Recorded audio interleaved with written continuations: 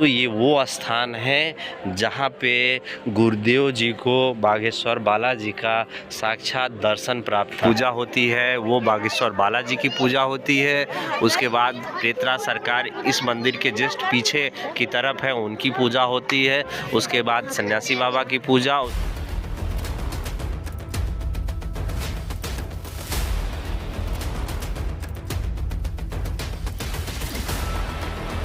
जय श्री राम, जय बागेश्वर धाम। आप देख रहे हैं अभी राम दरबार। आज दिन है बुधवार और तारीख है 28 दिसंबर।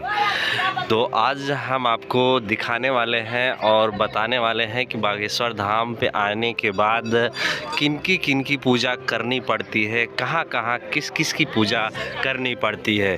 तो ये आज हम डिटेल में दिखाएंगे। अगर आपको कृपा पानी है तो उन सब की पूजा आपको एक एक करके करनी होती है। ये आप ऑफिस देख रहे हैं, हम आपको ऑफिस का नंबर दिखा देते हैं। एक कार्यालय का नंबर यहाँ पे है। मतलब याद रखने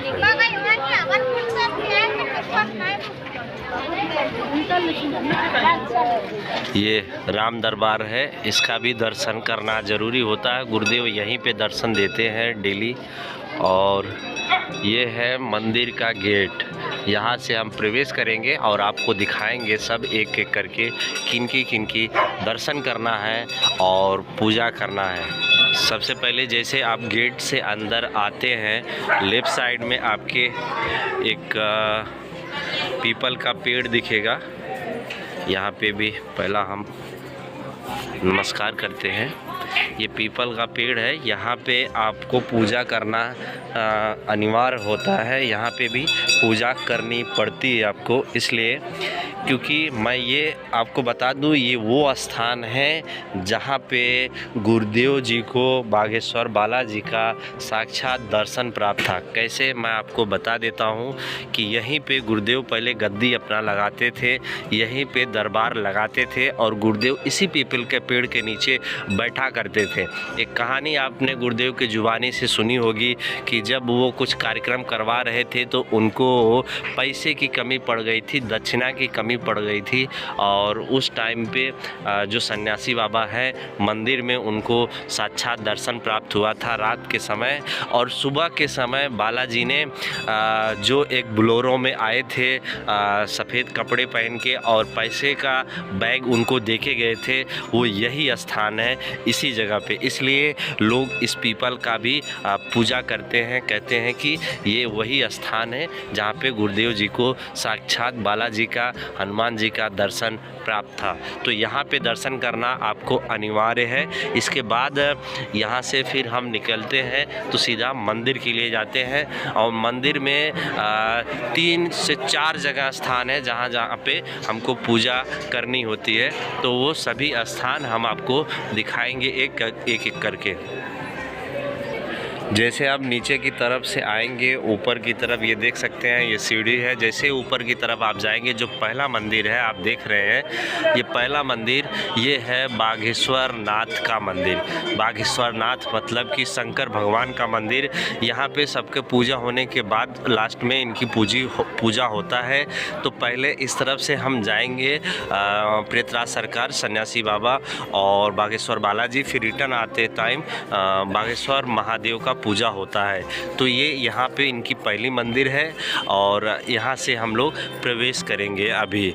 तो चलिए हम एक एक करके पहले पूजा करते हैं, फिर आपको दिखाते हैं। ये आप देख रहे हैं लोग यहाँ से पूजा पाठ करके निकल रहे हैं। यहाँ पे बागेश्वर महादेव का मंदिर है इस स्थान पे, और ये है बागेश्वर बालाजी का मंदिर। इस मंदिर के पीछे है प्रेतरा सरकार का दरबार, इसके पीछे है, वो हम आपको वीडियो में नहीं दिखा सकते। और ये है सन्यासी बाबा और पूज्य गुरुदेव जी का स्थान, यहाँ पे भी हम आपको दर्शन करवाते हैं। और सबसे पहले ये है बागेश्वर महादेव का मंदिर, तो यहाँ पे भी पूजा होती है। उसके बाद जो पूजा होती है वो बागेश्वर बालाजी की पूजा होती है।